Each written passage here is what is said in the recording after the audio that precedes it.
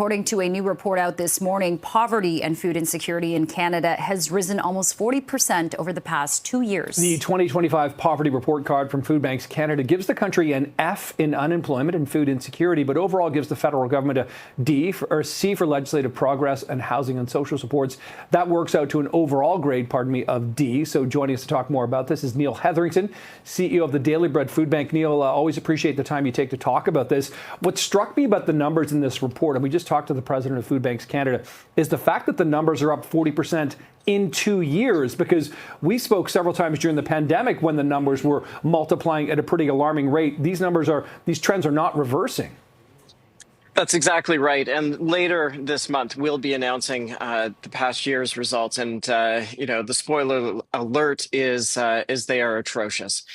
We continue to see the number of individuals who have to make use of the Daily Bread Food Bank all across the city of Toronto rise year after year after year. And enough is enough. It wasn't that long ago, Nick, when you and I were talking and we were talking during the pandemic, and we all said as Canadians, we're going to build back better, but we chose not to build back better, and so the results are a reflection of those policy decisions. And Neil, how is the Daily Bread Food Bank and other food banks kind of coping with the demand? Are you able to meet this increased demand at the moment? Well, on the positive and hopeful side of things, the community continues to rally around the Daily Bread Food Bank across the city of Toronto.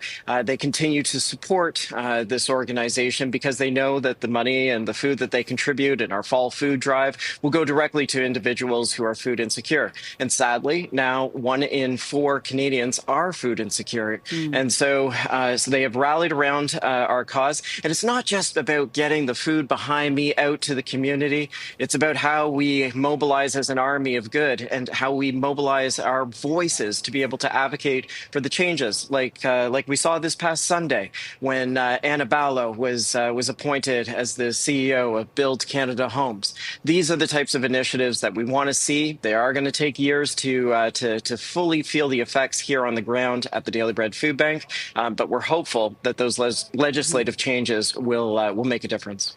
Neil, it almost seems like Canada needs some sort of food security czar, somebody overseeing this. We talk in the numbers you just cited about the the grade given to the legislative process, government, initiatives, etc. You talk about that a lot, that people need to let their, representatives know about this. But the representatives, when you see their budgets and their plans, don't seem to be either hearing or getting the message. Well, let's not forget, $13 billion going to affordable housing this past Sunday.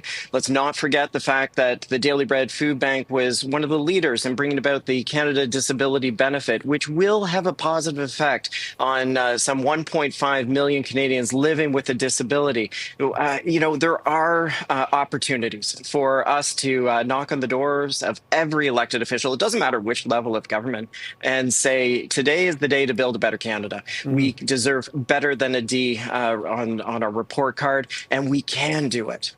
Yeah, when people are spending, more than 30%, 40%, sometimes almost 50% on rent, that, of course, makes them faced with a hard decision of, do I pay my rent or do I feed myself?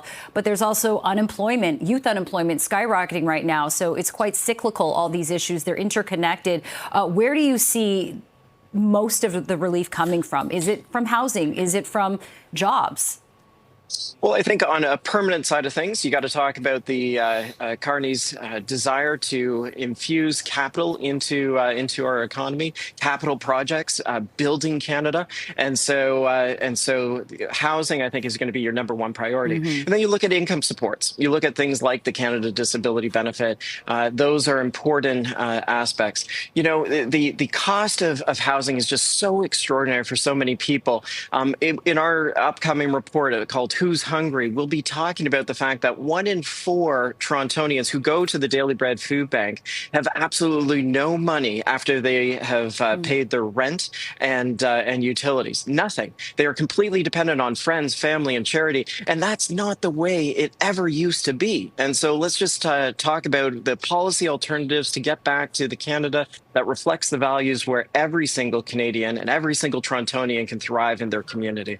That's a staggering state of affairs, isn't it? Okay, Neil Hetherington, CEO of the Daily Bread Food Bank. We'll look forward to talking to you more about your Who's Hungry report coming up at the end of this month. In the meantime, thanks for the time today. Thank you.